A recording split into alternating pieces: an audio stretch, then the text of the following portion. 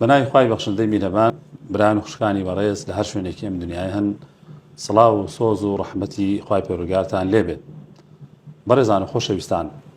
هەمومان نەزانین کە دروستبوونی کۆمەڵگە و مجتەماعێکی دروست لە خێزانێکی دروستەوە پێک دێت. بۆ معنایی خێزانێکی تەندروست ئەتوانێت کۆمەڵگەیەکی تەندروست بە بەرهەم بێنێت. بۆیە پرۆسەی هاوسەرگیری یاخود دروستکردنی خێزان گرنگی تایبەتی هەیە لە ناو مجتەماع و کۆمەڵگەدا. هەندێک جار خێزانەکان گرفت و کێشەیان ڕوبەڕوو ئەبێتەوە. ئەمەش چەند هۆکارێکی جیاوازی هەیە و ئێمە لەسەر بابەتی خێزان، لەسەر پەرۆدەی خێزانی میوانداری زۆر بەڕێز بانخواز و شەرعناس مامۆستا سۆران کەریمەکەین بۆ ئەم بابەتەکە لەگەڵی باس و خواست لەسەر بابەتی خێزانی دەکەین، گرنگی خێزان و دروستبوونی خێزانی تەندروست و یاخود ئەو کێشانی کە ڕوو لە خێزانەکەن و چارەسەری کێشە خێزانەکان چۆن چارەسەرەکرێت. مامۆستا سەلام عەلەیکوم. عەلەیکە سەلام مامۆستاییان. زۆر سوپاس مامۆستا بۆ دەرفەتەکەت کە بە ئێمەدا ئێمە خۆشحاڵین، ئومێد دەکەین کە تەندروستیکی باشت هەبێ. ئەگەر لەوە دەست پێ بکەین مامۆستای بەڕێز بە تێگەیشتنی بەڕێستان لە ڕووی شەرعەوە گرنگی خێزان چۆن هەڵدەسەنگێنن بەڕێستان. الحمد لله والصلاة والسلام على من لا نبي بعده. سەرەتا بەخێر بێن هەر لە بەریتانیا تا کوردستان، قەدەمتان بەخێر هاتن سەر چاوم. طبعا لە ژیاندا کۆمەڵێشت ئەهداف و ئامانجە و کۆمەڵێشت متحەیە لە ژیان. یەکێک لەو شتانەی کەوا هیچ خۆشیە قەرەبووی ناکاتەوە لە دنیاە مەسەری زەواجە. چ پیا و چ ژن یعنی ئامانجێکی هەیە لە ژیان، هەدەفێکی هەیە لە ژیان و حەزی بە متحەیەکە، حەزی بە خۆشیەکە و حەزەکە بگا بۆ ئامانجە، ئەویش زەواجە. بۆی پێغەمبەری خوا صلی الله علیه وسلم ڕوا کاتە تەواوی ئەو گەنجانی کە ژنیان لێناوە فەرمیە الدنیا متاع، یعنی ئەگەر هەموو دنیا خۆشی بێت، هەر هەموو دنیا خۆشی بێت، لەناو ئەم خۆشیانەیە فەرمێت وخير متاعها المرأة الصالحة. خۆشترینی خۆشترینەکانی ئەم دنیا ژنێکی چاک، ژنێکە بە مانای کەلیمە خۆشتی بێت، هاوسەرێکە بە مانای کەلیمە ژیانێکی پڕ ئارامی و بەختەوەری پێ ببەخشێت. بەرامبەر بە ئافرەتیش هەروایە. ئافرەتێکە کاتێک هاوسەرگیریە کات لە ماڵەوە ئەبێ بە خاوەن پیاوێک، ئیتر ئەم پیاوە ئەبێ بە قەڵا، بە سەنەدی، بە پشتی، ئەبێ بە پشتیوانی، ئەبێ بە خزمی، تەنانەت قەرەبووی دایک و باوکیشی بۆ کاتەوە.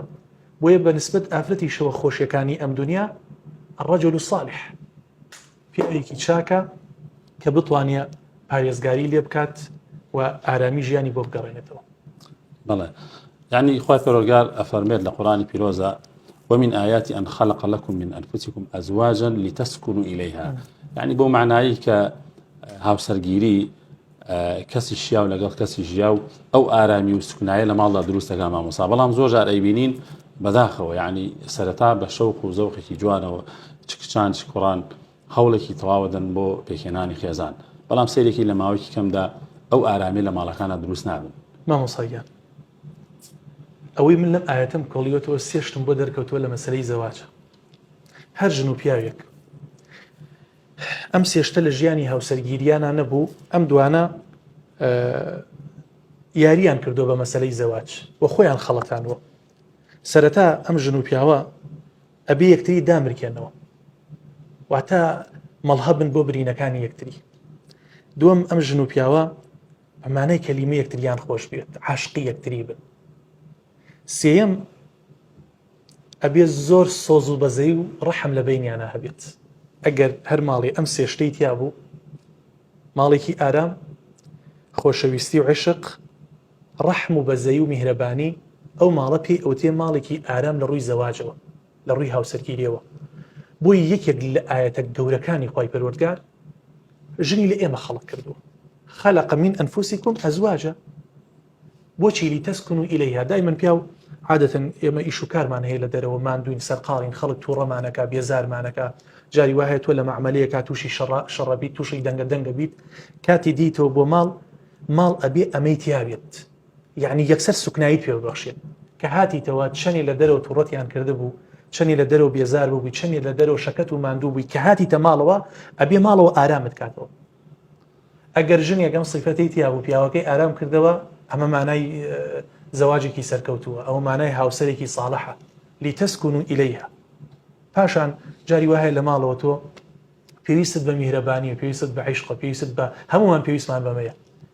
وجعل بينكم مودة ورحمة. اینجا خۆشەویستی، اینجا سۆز و میهرەبانی ڕەحم. کاتێک کە تۆ یەیتەوە بۆ ماڵ هەستکەی کەسێک لە ماڵەوە گرنگیت پێدات، یەکسەر لە ڕێگەوە یعنی ژنی من وە ئەزانم ژنی ساڵح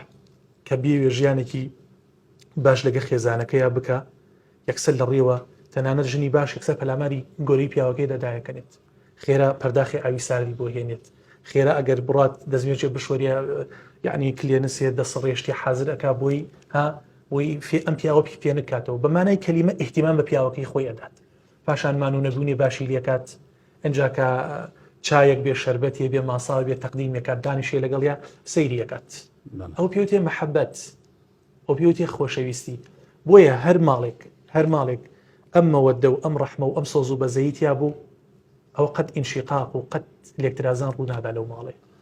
مامۆستا جاری وا هەیە ئەو مەوەدە و ڕەحمەتە یاخود ئەو عیشق و خۆشەویستیە لە پێش دروستبوونی هاوسەرگیری لە بینی هەندێک لە کشان و قورآنە هەیە، پیان وایە کە گەشتن بە یەک گەشتنە بە خەونەکانیان، بەڵام بەداخەوە لە دوای هاوسەرگیریان ئەم عیشق و خۆشەویستیە کاڵە بێتەوە. ئەگەر بڕێنەوە خاڵی سەرەتا یعنی چی بکا بۆ ئەوەی کە ئەم بەختەوەری دەست بکەوێت، یاخود چۆن بتوانێت هاوژینەکەی خۆی هەڵببژێرێ پێش ئەوەی کە بگاتە ژیانی هاوسەرگیری. یعنی باشترین ڕێگە بۆ کچان و کوڕان نەسحەتی جەنابتان چیە بۆەوەی کە بتوانێت کەسێکی شیاو بکا بە شەریکی ژیانی خۆی. إذا جاءكم من ترضون دينه وخلقه فزوجوه. من لەم بڵندگویی جەنابتانەوە پەیام بۆ هەموو کچێکەنێرم کە لە خانەوادەیەکی موسڵمان گەورە بوو، دایک و باوکێکی موسڵمانی هەیە، تکاتان لێەکەم بە ماڵ مەخەڵەتیان، بە جوانی مەخەڵەتیان، بە شوورەت و ناوبانگ مەخەڵەتیان. هەر کوڕێ ئەم دوو مواسەفاتی تیا بوو تەوەکەلوا عەلە الله، دینی هەبوو ئەخلاقی هەبوو. چونکە هەر پیاوێ ئەم دوو مواسەفاتی تیا بێت ژن لە سایی سێبەریا ئەحەسێتەوە. پیاو کە دینی هەبوو ئەخلاقی هەبوو قەت عەزیەتت نادات. ئەگەر تۆ چەندێ خراپی لەگەڵیا تەنانەت ئەگەر جیابوونە و تەلاقش ڕوو بات قەت ئەم کوڕە ئامادە نیە سوکایەتیت پێ بکات، چونکە ئەم کابرایە خاوەن دینە، دینێکی ئاسمانی وەکو قورئان وەکو ئیسلام، و خاوەن ئەخلاق کە ئەخلاقەکەشی لە قورئانەکە وەرگرتووە، و دوو ڕۆژت قەت ئامادە نیە خیانەتت لێ بکات، قەت ئەبەت ئامادە نیە خیانەتت لێ بکات. بۆیە من وەسیەتان بۆ ئەکەم دوای حەزەکانی خۆتان مەکەون. کوڕێ دێتە بن دەستەوە چاتێکت بۆ کا لە کۆمێنتا شتێکت بۆ نێریە، لە ستۆریەکەەوە شتێکت بۆ نێریە، من خۆشم ئەوەی تۆ جوانی تۆ قەشەنگی بیتە ژیانی منەوە واوە ژیانێکی خۆشت بۆکەم، ئەمانە هەمووی بۆ ڕاکێشانی توێت تا ئەوەی من لە تێشکێنێت. ئەمی پێوتە خۆشەویستی مۆدیێرنەوە و ئێستا پێوتە گێڵ فرێند و یان بۆی فرێند و کەپڵ کەپڵایەتی. ئەمانە سەر ئەنجامەکەی فەشەلە، و من ئەو ماڵانەی کەوا زۆر جار کێشەکانیان هێنە لای من، زۆر جار پرسیاریان لێکە مەڵێن باشە ئێوە زەواجتان لەسەر چه ئەساسیە کرد؟ لەسەر ئەساسی شەرع یا لەسەر ئەساسی خۆشەویستی و ئەو کەپڵ کەپڵێنی کەوا ئێستا هەیە؟ وەڵامی مامۆستا لە زانکۆ کەپڵم بوویان لە ڕێگەی تەلەفۆنەوە ناسیتم کە سەیر ئەەکەم ئەم ژنە زۆر بێ ئومێد بۆ لە ژیان. پرسیاری لێکم ئەڵێ مامۆستا یان جاران ئەم کوڕە زۆر احتیمامی پێدا، زۆر قسەی خۆشی بۆ کردم، یعنی هەموو جوانێکی بۆم فەرەهم کرد و بەڵام ئێستا ئەوەی هەموو شتەکان عەکسەوە بۆ هیچم بۆ ناکات. منش زۆر جات ینی دانیشم لەگەڵیاناتیە دەنگێنم. خوشکی بەڕێزم کاتێک کوڕێک هەموو ڕۆژێ تەلەفۆنە بۆ کات، هەموو ڕۆژێ مەسەجە بۆ نێرێت، هەموو ڕۆژێ خۆشەویستیت بۆ دەرئەبڕێت، تێبگە کە زەواجت لەگەڵ یا کرد ئەم شتە عەکس ئەبێتەوە. یعنی ئەم کوڕە لە دەرەوە ئیشی هەیە، هەموو دەقەیە توانای نییە، تااقەتی نییە جوابی مەسەجەکانە باتەوە، بۆیە مەسەجی بۆ نێری جوابت ناداتەوە. تەلەفۆنی بۆکەی جاری وا هەیە هیلاکە، یعنی ئەو تۆی بەدەست هێناوە، باشە کە جوابی شت داتەوە بە ساردی جوابت دەداتەوە. وەقت چاوەڕی ئەوە مەکەوەکو جاران هەدیە و کۆمەڵی خەڵاتت پێ ببەخشیە، کۆمەڵی قسەی خۆشت لەگەڵا بکات، چونکە ئەڵێ من بەدەستم هێناوە، مادەم بەدەستم هێناوە تەواو. بۆیە کێشەکان لێرەوە دروست ئەبێ. بۆیە خوای پەروەردگار خۆشەویستی کامل، ڕەحمێکی تەواو، بەزەییکی تەواو، عشقێکی تەواوی کردووەتە دوای زەواج. کەواتە ژنوپیاوی هەتا زەواج نەکەن ئەو خۆشەویستیە دروست نابێتەوە ئیدامە بدا بە ژیان. ئەگەر کچ و کوڕێک لە ڕێگەی تەلەفۆن و یەکتریان خۆشبیان لەسەر جادە یان لە هەر شوێنێ لە پارکێکایە لە شوێن لە زانکۆیە لە هەر شوێنەکە یەکتری ئەناسن خۆشەویستی دروستە بێت، بەڵام ئارامی و سەکینەت و ڕەحم و بەزەیتیان نابێت. بۆ چونکە نەبووەتە زەواجێکی شەرعی، بۆیە هەتا نەبێتە زەواجێکی شەرعی ئەو خۆشەویستیە دروست نابێت. من شاهیدی برایەک 20 ساڵ لەگەڵ خێزانەکەی خۆیان بوو، خێزانەکەی لە دەستدا وەفاتی کرد. والله ئەم کوڕە 6 مانگ بۆ 7 مانگ بەردەوام لە قەبرستان یعنی زۆربەی کات خزم و کەسوکارەکەی بە زۆر ئەم کوڕیانە هێنایەوە.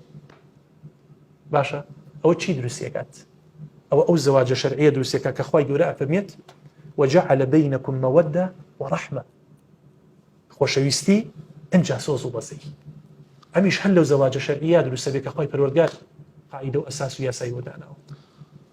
مامۆستا هەر لە خاڵ یەکەمەوە دەست پێ بکەینەوە زۆر جار لە پێش هاوسەرگیری لە پێش زەواج هەندێک گرفت هەیە کە ئەتوانین بڵین ڕێژەی قەیرەیی دروست کردووە. ئەویش یەکێک لە هۆکارەکان نیبوونی شەهادەیە. زۆر جار شەهادە بێ بە گرفت لایەنێکە کە شەهادەدارە ئەوێ ئەو کەسی بەرامبەری شەهادەدار وەکو خۆی یاخود خزمایەتی یاخود چینایەتی. ئەمانە هەندێک گرفتن کە ڕێگریەکەن بە تایبەتی لە خوشکانە کە نایە لە هاوسەرگیری بکەن. ممکنە ئەگەر شەهادەدارێکی وەکو خۆی بێ بە هاوسەری ئەو بەختەوەری دەست نەکەوێت. ممکنە ئەو بەختەوەری کە ئەو ئەوێ لە کوڕێکی فەقیر و بێشەهادە دەستکرێت. ئامۆژگاری بەڕێستان چێ بۆ ئەو کەسانی کە ئێستا ماونەتەوە و تەمەنیان هەڵکشاوە بۆ سەرەوە کە تا ئێستا هاوسەرگیریان نەکرد. مامۆستا ئارام طبعاً خوای پەروەردگار داوای هاوکوفئیمان لێکا لە زەواجە. یعنی یەکێک لە خاڵە ئەساسیەکانی زەواج هاوشانی بوونە. یعنی ئەم کوڕە ئەبێ نزیک بێلێتەوە تەنانەت یعنی ئێستا بۆ نە دکتۆرێک ئەگەر بڕوە ئافرەتێک بێنێت ئەم ئافرەتە نەخوێنەوار بێت لە معاناتی دکتۆر تێنەگات، لە ئیشوکاری دکتۆر تێنەگات، چکە دکتۆر بتێنێتەوە سەرقاڵە خەفەریاتی هەیە، باشە جاری وهەیە عملیاتی هەیە و جاری وا هەیە سەفەری علمی هەیە بۆ دەرەوەی وڵات، بەڵام ڕەنگە ئەم ئافرەتە تێنەگا لە ئیشوکاری ئەم پیاوەی بۆی کێشە دروستە بێت. باشە مامۆسایە شووەکە بە کەسێکی چەکدار بۆ نمونە ئێم چەکدارەکە کە 15 ڕۆژ لە دەوامە ئەم مامۆسایەش بیری کردەوە باشە من ئەمویست کەسێک بێکەوە هاوسەرینم بێ شەو لەگەڵ یا بم ئارامم بکاتەوە، بەڵامەوە من لە مانگێکا 15 ڕۆژ بەتەنیا کێشە دروستە بێت. باشە بۆیە یعنی هاوکوفئی شەرتە، بەڵام لەگەڵ ئەوەشا کە ئەگەر ئەم هاوکوفئیە نەبوو شەرع گونجاندنی داناوە دوو کەس یەکتریان خۆش بێت و لەسەر ئەو ژیانی کە هەردووکیان قەراری لێ ئەدەن بگونجێن و قەراری لەسەر بدەن ئەو کاتە ناخۆشی دروست نابێت. بەڵام کێشەکە ئەوەیە ئێسا کە قەیرە دروست ئەبێت جاران وابوو کەسێک ئەسڵع بواە کە چەڵ وایە گوت بەخوا ئەوە یەکێک لە بیانۆکانی بوو، وڵا کاکە ئەمیان لوتی زولە، وڵا ئەمیان باڵای کوڵە، ئەمیان ئەڵێن وڵا کاکە حەماڵیەکات پێی عەیب بوو، وڵا کاکە ئەڵێمە کارمەندی شارەوانیە، باشە ئەڵێن ئەمە خانووی نییە، وڵا باشە ئەمە ئەڵێن سەیارەی نییە، باشە یان یەک لە کێشەکانی تر ئەڵێ چی؟ وڵا من شو ناکەم بە هەولێری لە سلێمانی بوومە کاکە ئەو لە هەولێرە ماڵ و کەسوکاری لە هەولێرە ئیشی لە هەولێرە، یان وڵا کاکە من لە سلێمانی شو ناکەم بە چەمچەماڵی بۆ وڵا کاکە من چەمچەماڵی شەڕانی و شەڕەنگێزن و ئەمانە بەم بیانوە یعنی مماطەلە بەم ئیشەکە هەتا ئەوەی کەوا قەیرا بێت. بۆیە من وەسیەتم بۆ هەموو ئافرەتێکە تکایە گەر کوڕێک هاتە پێشەوە باشە ئەگەر چی تەمەنی لە ئێوەش گەورەتر بوو یعنی تەمەن مەکەنە کێشە، جاری وایە وڵا کاکە 10 ساڵە من گەورەتر بۆ پیا و 10 ساڵ هیچ نییە کاکە 15 ساڵیش هیچ نییە. باشە چکە ئافرەت هەر چەندە ناسک بێ هەر چەندە تەمەنی بچووک بێ بەڵام مناڵ وردە تەمەنی پێش ئەخات، بۆیە قەت ئەوە مەکەنە کێشە. ئەگەر 12 ساڵ 15 ساڵش لە خۆتان گەورەتر بوو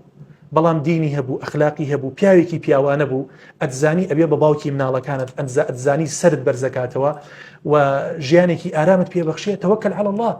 بڕۆ شوکە بە دیار چیەوە دانیشت یعنی باوکو دایک بۆ تۆ هەر نامێنێتەوە ئەبێ لە خانوویکە ڕق و ڕووتا دابنیشی تر موظفی ئەو کاتە خۆت و سیارەکە دوو ڕۆژت نەخۆشە بی ئەبێ نیپاڵیە بینی لە ماڵەوە بەخێوت کات ئەبێ کرێکاری بی لە ماڵەوە خزمەتت بکات تەلەفۆن بۆ دیلیڤەری بکەی بڵێ ئادەی پیتزایەکم بۆ بێنە ئادەی دوولەفەم بۆ بێنە کێ بەکەڵ کردێ من هەر بۆ خۆشی طبعاً ئەمە بە واقعی خۆم لەگەڵ مناڵەکانمە هەتا سیتەک ڕۆشتین باسی 2 ساڵ پێش ئێستاکەم لە مەطعەمێک دانیشت بووین ناوی مەطعەمەکە نایەنەوە قوربانە بێتە ڕێکلام بۆیان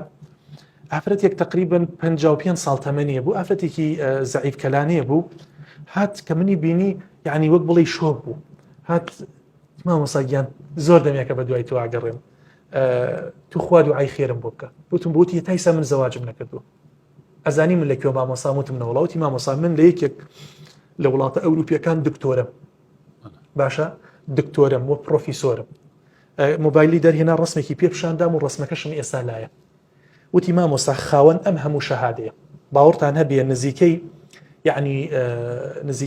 یعنی شکر و تەقدیری زۆرتیا بوو شەهادەی زۆرتیا بوو ئێستا ژماردومە 55 یعنی 55 شەهادەی هەیە لەسەر ئاستی علمی و طبی ئۆمانەیە بەزوتی مامۆسا هەمووی قیمەتی ئەوەی نییە ئەمانە هەمووی قیمەتی ئەوەی نییە ناوی بنێم بە پیا و سەر بنێم بەسەرینەوە ئێستا کوڕێکاتەوە داوام خەریکە ئەرقەڵی تێچێت کە تەمەنم 55 ساڵە خوا دوعای خێرم بۆ بکە هەل لە زەهرەت الخەلیج یەکێ لە دکتۆرە بەناوبانگەکان ئەنووسێت ئەڵێ من چی لە شەهادەکەم هەر کاتێک ئەیبینم وازانم لافیتەی تەرمی خۆت لافیتەی تعزیەکەمە چی لەو سەماعەکەم کە بە ملمەوەی خەڵک پێمەڵێن دکتۆرە من وا ئەزانم هەر کاتێکی کەمە ملم و ئەزانم پەتی ئیعدامە بۆ عیدامم ئەبن ئەمانە هەمووی هیچ قیمەتێکی نییە چی لە پاری زۆرکەم چ لە ماڵکەم چ لە بێلاکەم چ لە سیارەکەم هەمووی ناوی ئەوە ناهێنیە ناوی بنێم مرد ناوی بنێم سەرینێ سەر بنێمە سەریەوە شەو لەگەڵ یا دەردەدڵی لەگەڵا بکەم بۆیە ئەوەی کەوا ئێستا بووەتە هۆکاری قەیرەبوونی ئافرەت زۆر جابیانووی ئافرەتەکە خۆیەتی بە هۆکاری ئەوەی وڵا هێشتا مناڵم باشە ئەی دایک و باوکم کێ بەخێویان کە ئەی باشە خوێندن وڵا هەیە ئێستا کە بەکالەرێسی تەواو کردو چاوەڕی ماجستێریەتی ماجستێریشی تەواو کردو چاوەڕی دکتۆرایەتی دکتۆرایشی تەواو کردو ئەڵێ وڵا من هێشتا اختصاصم لە بوارەکەی خۆمان نەهێنەوە باشە باسی تەمەنی کرد تەمەنێکی محدود هەیە یاخود باشترین تەمەن بۆ هاوسەرگیری بۆ کچان و کوڕان چ تەمەنێکە والله طبعا يا معشر الشباب من استطاع منكم الباءة فليتزوج يتر جنجايتي زيادة ل 18 سال ودس بيكات انسان اقل يسا 18 سالي وهي عقلي شي صالكي هي 18 سالي وهي بصالي وهي عقلي 50 سالكي هي او انا بيايكي بازمونه او انا لناو ايشابو او انا كترا ولا جيانا توانا اوي هي مال بريو بري بوي الو كاتيا جن بيني خوشه فریای مناڵی خۆیە کەوێت لەگەڵ مناڵی خۆیان گەورابێ فێری سیاقەتیەکات کاکە فێری ئیشێکات کە ئەم پیاوە گەورابێ تر بەرهەمی مناڵەکانی خۆی خوات بەڵامی تر هەشە خۆشی لە گوێلیەدا ئەڵێشتاکە کورەبا بە ئافرەتی باش نییە و ئیتر بەم بیانوانە ئەوە تەمەنی بۆتە 30 ساڵ 35 ساڵ هەر ژن نایێنێ ئیتر دوو ڕۆژتر ژنش بێنی ئەو تامو لەزەتەی نییە کە 18 ساڵێکی بینێت بەڵێ مامۆستا ئەلبەتە پرۆسەی هاوسەرگیری یاخود زەواج کاتێک کچێک و کوڕێک لە بارودۆخێکی جیاوازان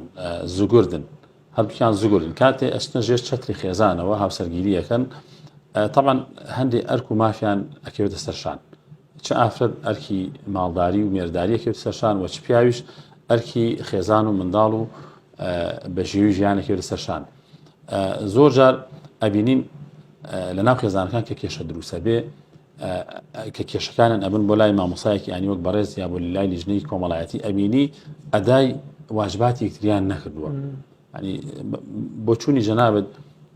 ینی تاچ ئاستێک پێویستە کە هەم ژنان هەم پیاوان ئەدای ئەرک و مافی خۆیان بکەن بەرامبەر بە یەکتر هەلم بڵندگۆیی جەنابەتەوە پەیامێکە نێرم بۆ هەموو ژن و پیاوێک بۆ هەموو کچ و کوڕێک کچان کوڕان کاتان لێکم ئەگەر ناتوانن ماڵێکی ئارام بۆ یەکتری بنیاد بنێن ببن بە هاوسەرینی یەکتر تکاتان لێکم زەواج مەکەن تکاتان لێکم دەستی خۆتان ماچکەن پێشەوەی دەستی خەڵک ماچکەن ئەگەر کچێک نەتوانێت ماڵێ بەڕێوە بەرێ بۆ شۆکات پیاوێک نەتوانێت ببێ بە مێردیەکی باش بۆ ژنەکەی ببێت بە باوکێکی باش بۆ مناڵەکانی کاکە بۆچی دەستی کچی خەڵکە بڕیت ئێستا من یەک کچێکم هەموو جاڵم باشە من چۆن نتوانم بیدەم بەش و خۆ گاڵتە نییە کەسێک 20 ساڵ 25 ساڵ کچ بەخێوەکە ئەیداتە دەستۆ دوڕۆشت تۆ نازی نادەیتی تۆ دوڕۆشت بەخێوی ناکەیت تو دوڕۆشت قدری ناگری ڕێزی لێ ناگری تی هەڵەدەی هەموو ڕۆژێک قسە بە کەس و کارەکەیەکی کاکە تۆ ئەوەندە ناپیاوی بۆ دەستی ئەم ماڵەوە بڕی بۆچی ئەم کچە ڕەنجە ڕوا کرد یان کچەکە ناتوانانی یعنی بێ بە دایکێکی باش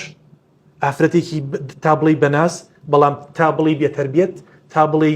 مەکراوی تا بڵی ئیژنەکەر یعنی ئەم کوڕە تەلەفۆنێکی کردووە یعنی ئمە کێشەی وامان زۆر دێت بۆلا تەلەفۆنێکی کردو دوو میوانم هەیە گە چێشتی حازرکەی ئەڵێ بڕۆ لە مەطعەم بیەنە خۆ من خزمەتکاری تۆ نیم ئەوەکەی قسەی تۆ یەکیت ئەگەر ئەوەندە ئافرەتێکی بەناز و ئەنتەربووی بۆچی لە ماڵی باوکتاتی دەروس شوت کرد بەم پیاوە ها یعنی تۆ خزمەتی میوانەکانی پیاوەکەت کەیت ها ئەمە کرێکاریە یانەوە سەربەرزیە سەری پیاوەکەت بەرزەکەیتەوە بۆیە یعنی یەکێک لەو کێشانی کەوا دروست ئەبێ ئەنتەریات بەرامبەر بە یەکتری من هەموو جاروتومە کاکە گیان خۆ من لەگەڵ مەلائیکەیە ژیان ناکەم لەگەڵ مرۆڤێکا ژیانەکەم وەکو خۆم وایە چۆن من غەڵەتم هەیە وش غەڵەتی هەیە ژن و پیاو لە ژیانی یەکتریە کۆمەڕی ئەرقام و ئەسرار و کۆت هەیە ئەبێ بیدۆزنەوە ئەبێ پیاو بزانێ ژنەکەی بەچی تێکەچێت ژنەکەی بەچی تووڕابێت ژنەکەی بەچی بێتاقەتە بێت ژنیش بە هەمان شێوە بەرامبەر بە پیاو ئەبێ بزانێ ئەم پیاوە لە چ کاتێکا تووڕابێت بەچی ڕازیە بێت حەزی بەچی ئەوەی لەگەڵا بکە یعنی سا ژنی وا هەیە بەعکسەوە ئەزانێ پیاوەکەی بە شتێ تووڕابێت ڕێک ئەوەی لەگەڵاکەت ئەزانێ بە شتێ بێتاقەتە بێت ڕێک ئەوەی بەرامبەرەکە کاکە تۆ ئەم دوژمنداریەت ئەکرد بۆچی هاتی لە ئەم ماڵەوە بەسێ بڵێ تۆ بۆ دوژمنایەتی هاتی یا هاتی ئەم پیاوە بەحەسێنیتەوە بۆی کێشەکان زۆر جار نەحاڵی بوونێک هەیە باشە و ڕقێک هەیە بەرامبەر بە یەکتری ژن و پیاوە بێوەکو مناوابن بەرامبەر بە یەکتری مناڵ کاتێک لە دەرەوە شەڕەکەن دوای 2 ساعات 3 ساعات یانیان دوای 2 ڕۆژ ئەچنەوە لای یەکتری ژن و پیاو نابێت کێشەکانیان لە 3 ڕۆژ زیاتر تەجاوزکە هەر ژن و پیاوێ لە 3 ڕۆژ زیاتر تەجاوزی کرد کێشەکانیان ئەم ژن و پیاوە بۆ نابن بەڕاستی لەگەڵ یەکتریا بژین و بەو مانایکەوە ئەمانەی یەکتریان خۆش نابێت یعنی ئەگەڕنەوەڵێن ژن و پیاوێ زۆر یەکتریان خۆشەویست ئیتر وەحاصل شەوێکیان کاتی خەو بوو دەنگەدەنگێ دروست بۆ عادەتەن جاری وە هەیە لەسەر شتێکی زۆر بەسیط وڵا پیاوەکە جێگەکەی هەڵگرت و ڕێک ڕووی بۆ ژووری میوان ئیتر تقریباً نیو سعاتی مایەوە لەسەر ئەم جێگەی باشە بیرێ کردەوە من بەبێ ئەم ژنە چۆن بخەوەم ئاخەوەڵا من ناکرێت بۆیە لە دڵ خۆی وت ئەبێ یا ڕەبی ئەم ژنم ئێستا چی بکات دەڵێ ڕووی لە کونی دەرگاکەوە لە دەرگاکەوە سەیرە کرد بزان ژنەکەم چیەکە ئەوش چ بۆ سەر بەرماڵەکە ئەیگوت کاگە ئەحمەدی شێخ هەچی و کردووە بە قوربانە بەم دڵی ئەم پیاوەم بۆ نەرمکەی بێتەوە جاڵن پیاوەکە ئەوی کاگە ئەحمەد پاڵ نەنێ خۆمە ڕۆم مامۆستا کێشەی بینی خێزانەکان ئەلبەتە زۆرن ئێمە ناشینە سەر یەکە بەیەکی کێشەکان بەڵام کێشەیەکی زۆر دیار کە بۆ بە دیاردە لە بینی ژنان و پیاوان بەداخەوە کە کێشەی سۆسیال میدیایە هەرچەند لەلایەکەوە سۆسیال میدیا و ئەنتەرنێت و ئەو ئەجیزە پێشکەوتانە سوودێکی زۆریان گاندوو بە مرۆڤایەتی لە هەمان کاتە بە خراپ بەکارهێنانیشی زەرەرێکی زۆری داوە هەم لە گەنجان هەم لە خێزانەکان ینی زۆربەی کێشەکان لە سۆسیال میدیا وەستە چاوە ئەگرێ نەسیحەت و ئامۆژگاری بەڕێزت چییە بۆ بەکارهێنانی سۆسیال میدیا وەڵام من هەر ینی لەم شاشەی بەڕێستانەوە تکات لە هەموو ژن و پیاوێکەکەم ئەمان بە وریاییەوە زۆر بە وریاییەوە شاشەی مۆبایل بەکاربێنن ئینتەرنێت بەکاربێنن تکاتان لێکم ینی هەزارەها ماڵ لەم کوردستانە لە ئەوروپا لی تێک چوە بۆی مۆبایلەوە لی تێک چوە بۆی مۆبایلەوە تێک چوە ینی ئافرەت گەیشتۆتە ئەو قەناعەتەی باشە گەیشتۆتە ئەو قەناعەتەی لە ڕێگەی ئەم مۆبایلەوە خۆشەویستی کا لەگەڵ پیاوێکی ترە خیانەت لە پیاوەکەی بکە پیاو گەیشتۆتە ئەم قەناعەتەی لە ڕێگای مۆبایلەوە سۆز و بەزەی ئافرەتێکی تر ڕاکێشێ بۆ خۆی خیانەت لە خێزانەکەی خۆی کا تەنانەت ئافرەتی وا هەیە 1000 بۆ 2000 وێنەی بەڕووتی بە نیمچە ڕووتی بە جلوبەرگ کاتی خەوی کاتی نانخواردنی بۆ کوڕی خەڵک نردووە بۆ پیاوی خەڵک نردووە کە ئێستا دەسەکەی کەشفە بێ عادەتی خۆی پەروەردگار وایە ژن و پیاو خیانەتیان تا سەر نابێت ئیلا خۆی پەروەردگار ئەو ماسکە لە ئابات یعنی هەر ژنێک خیانەت بکە هەر پیاوی خیانەت بکە ئەگەر 2 ساڵ بێ 3 ساڵ بێ 4 ساڵ بێ ئیلا خۆی پەروەردگار لە کۆتاییە کەشفیەکەت هیچ کەسێک بە سەلامەتی دەربازی نابێ لەم قەزەیە لە قەزەی خیانەت زۆربەی هەرە زۆری ئێستا و کێشانێکەوە لە محکەمەکانن تەلاق زۆربەی هۆکارەکەی چییە بە خراپ بەکارهێنانی ئینتەرنێت و مۆبایل ینی پرسیارێک لێرە دروستە بێ ئایا ئەمە هۆکاری خراپ بەکارهێنانی تۆڕە کۆمەڵایەتیەکانە یاخود فەراغێکە لەلایەن بەرامبەرەکەیەوە بۆی دروستە بێ ژنە فەراغێکی خۆشەویستیە محیبەتە کاتە لەلایەن پیاوەکەی یاخود پیاو بە پێچاوانەوە لەلایەن خەزانیەوە ئەوە واکە کە ئەم ژنە ئەم پیاوە پەنابەرێ بۆ لایەنێکی ترکە ئەو فەراغی بۆ پڕبێتەوە طبعاً یەک لەو خاڵان نبوونی دین و ئەخلاقە ئەگەر پیاو هەچەنێ خۆشەویستی لێ بژیرێتەوە کاکە بەدیلی تر هەیە تۆ ئەگەر ئەم ژنە خۆشتی ناوێت ئەم ژنە ئیحتیمامت پێ نادە کاکە بڕۆژنی دووەم بێنە یان لەم ژنە چیاوە بە باش یان ژنێک بە هەمان شێوە ئەزانی پیاوەکە تەواو ئیهمالتی کردووە بە کەڵکی ژیان ناکاکە لی جیاوە بە بۆ ڕووی خیانەتی لێکەی خیانەتی لێ مەکە کاکە مردن باشترە لە خیانەت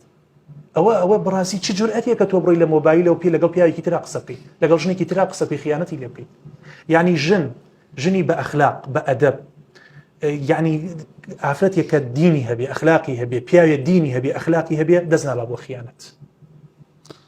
مامۆستا دیاردەیەکی زۆر ئاشکرا و دیار بەداخەوە لە وڵاتانی ڕۆژئاوا بە تایبەتی لە بەریتانیا کە ئێمە لێژین لەگەڵ زیادبوونی دروستبوونی خێزان کێشە و مەشاکلەکان زیاد دەکەن بەرەو هەڵکشانە چن یعنی دیارترین لەو کێشانە ئێمە ناڵێن تەنها خەتای ئافرەتە بەڵام کاتێکی کێشەکان دروستە بن بێمنەتیەکی تاو لەلایەن ئافرەتان دروستە بێ بەرامبەر بە پیاوەکانیان بە حکمیەوەی کە لە ڕووی مادی و دامەکرێن لە ڕووی یاسای وڵاتەوە پشتگیری ئەکرێن لێرە بێمنەتی بەرامبەر پیاوەکەی دروستە بێ جاری وایگاتە ئەوەی کە ئەم ژنە بە پۆلیس بە یاسای وڵاتە پیاوەکەی لە ماڵە کاتە دەرەوە ئەمە کێشەکان قوڵەکەنەوە ئامۆژگاری بەڕێستان چیە ینی ئەمە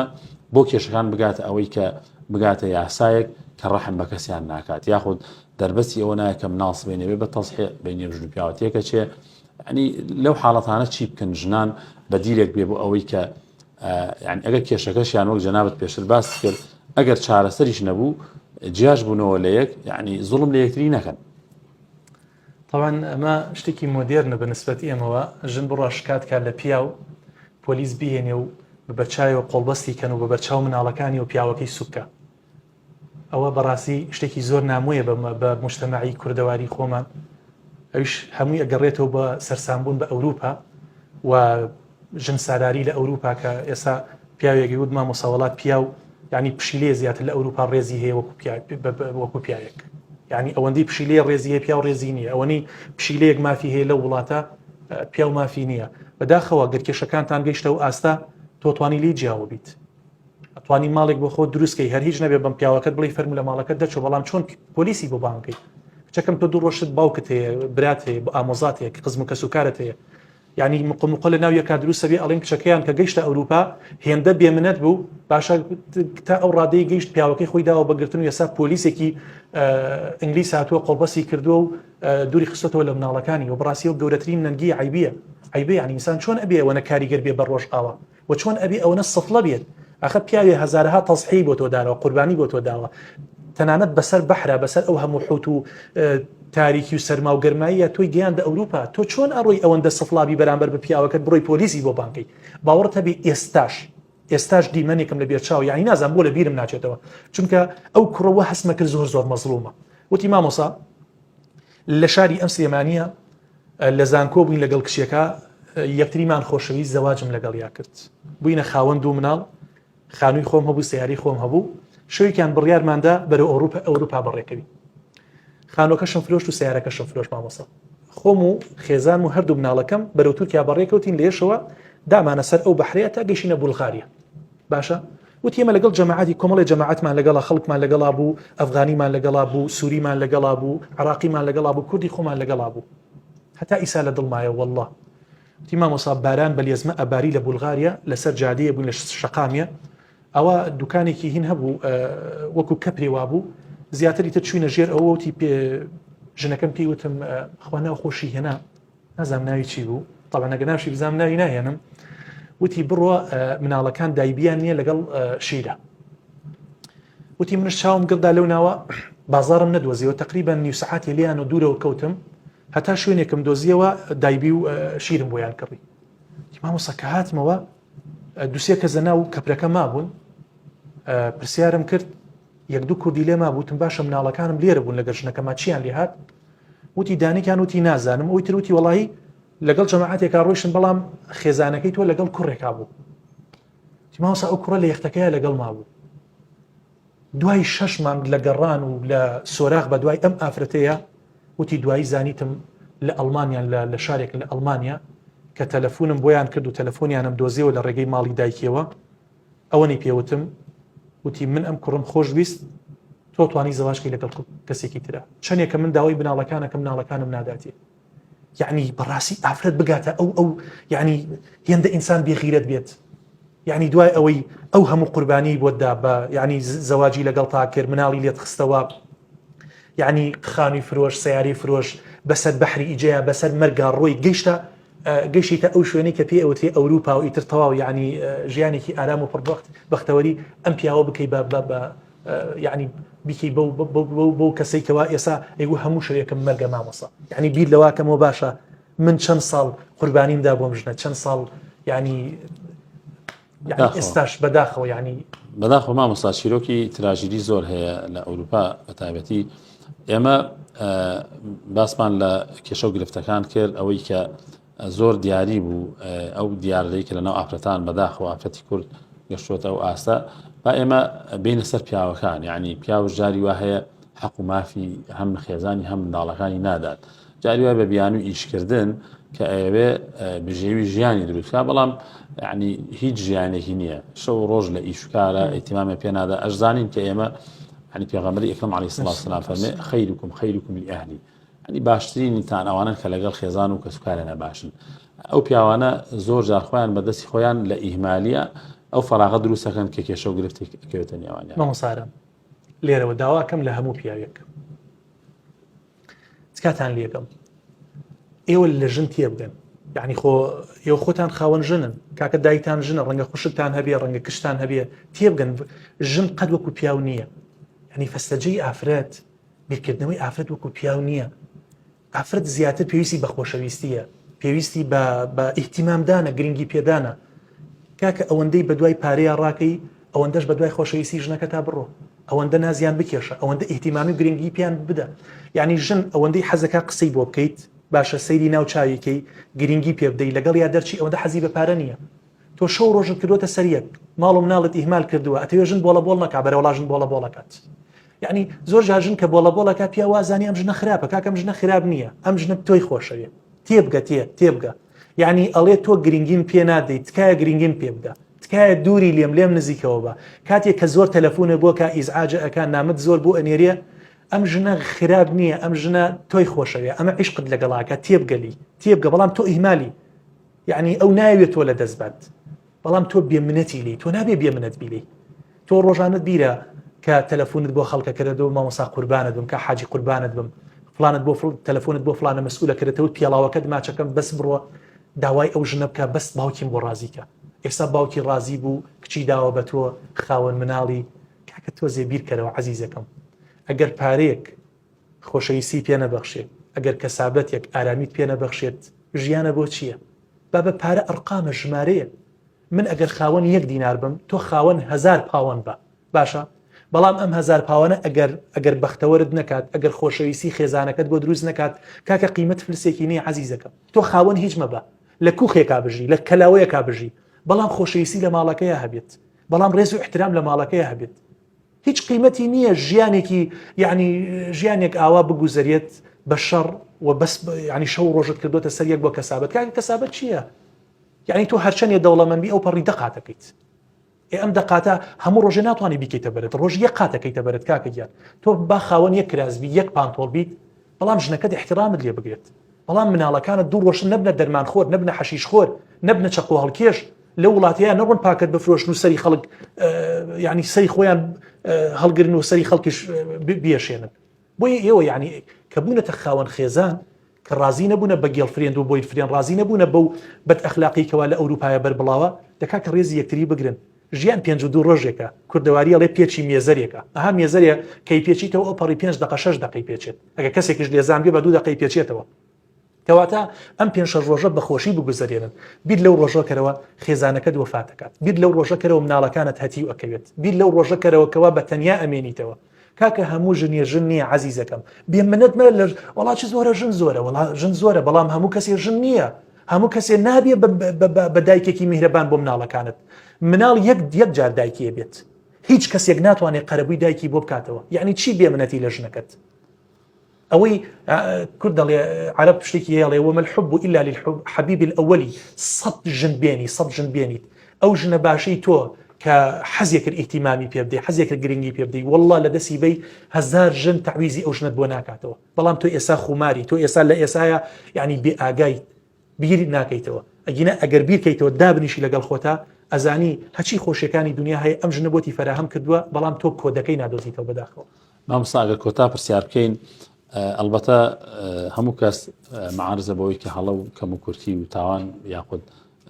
کەم تەرخەمی بەرامبەر بە یەکتری ئەگەر کێشە و گرفتی ڕووی کرد لە خێزانێک ژن و پیاوێک ینی باشترین نسیحەت و ئامۆژگاری بەڕێستان لە ڕوانگەی شەرعەوە چییە بۆ خێزانە؟ باشترین چارەسەر بۆ ژن و پیاوێک کە تووشی کێشە بن ئەگەر خۆیان توانیان حەلیکن بە حەلیکن. من هەموو جا نەسیحەتی ژن و پیاوەکانم کردووە وتوم ئەگە کێشەیە بچوو بوون ئێوە نەیهێڵن مەیهێڵن گەورە بێت ئەگەر گەورە بوو بە خۆتان چارەسەر کرا چارەسەریکەن چارەسەر نەکرا بە مامۆستایە بەڕاوێژکارێک کەسێکی خەمکۆر کە ئەسرار و نهێنی بپارێزێت با بێتە بینەوە ئەگەر بەویش چارەسەر نەبوو شەرعەیە فەبعەثوا حەکەمە من ئەهلیه وحەکەمە من ئەهلیها ئین یوریدا ئیصلاحە ئەگەر ئەتانوێ ژیانێکی بەردەوامتان هەبێت باشە وەکو جاران شەهر العەسەل پێکەوە بنێن ئەو کاتە ئەبێ برایەکی خزمێکی نزیکت باوکت کەست بێتە پێشەوە هەردوو لە تەوافق بکەن لەسەر کۆمەڵی مەرج. بەڵام من وا ئەزانم ئەگە ژن و پیاوێک بەمانای کەلیمە یەکتریان خۆش بێت نایڵن کێشەکانیان بگاتە دەرەوە یعنی لە چوار دیواری ماڵەکەی خۆیان ناچێتە دەرەوە خۆشەویستی هەموو شتێک حەلەکات بە تایبەت ئەگەر ژن و پیاوێ خاوەنی ئیمان و ئیسلام بن هەر کەسێک خاوەن ئیمان و ئیسلام بێت کێشەکانی ناباتە دەرەوە. بەڵام جاری واشەیە کێشەکە لە دەست ئەچێتە دەرەوە ئێوە میهرەبان بن ئەگەر ئەزانن باڵکەڵکی ئەوە ماون ئەزانی پیاوەکە تەواو لە دەست دەرنەچووە بگەڕێرەوە بۆ لای لێبوردە بە خی گەورە لە تەواوی ئەو مرۆڤانە خۆشە بێت کەوا گوناه ئەکەن و پەشیمانە بنەوە. پیاوەکەت ئەگە غەڵەتەکەی هەچەنێ گەورە بووە تەنانەت ئەگە خیانەتیشی لێت کردووە بەڵام کە تەوبەی کرد لی خۆش بە پیاوەکە دەگە دەرمانی خواردووە ئەگە دەستی خەڵکی بڕیوە ئەگەر شەڕی لەگە خەڵکا کردووە ئەگەر بڕیاری داواز لێ بێنێ تەواوی تۆ بەردەوام مەبە دوک هەموو دەقیاڵێن نەخێت قەوانە نابێت بەردەوام بکوتیت و نابێت لی بیتەوە و پەڕی ڕابردوو نابێ هەڵدەیتەوە هەموو دەقی بڵی تۆ وات کرد کاکت ئەمە تەوبەی کرد مادام تەوبەی کرد و گەڕاوە لای خی پەروەردگار خی گەورە خۆی لێ خۆشە بێت تۆ چی لێ خۆش نابێت. خی گەورە ئەژ پاداش باتە مامۆستا زۆر سوپاس زەحمەتمان دایت. بەڵێ بەڕێزان و خۆشەویستان بەم شێوازە دینە کۆتایی ئەم بەرنامەیەمان لەگەڵ زۆر بەڕێز مامۆستا سۆران کەریم شەرعناس و بانگخواس زۆر سوپاس. خێر مامۆستا زەحمەتمان گەورەتان کردین.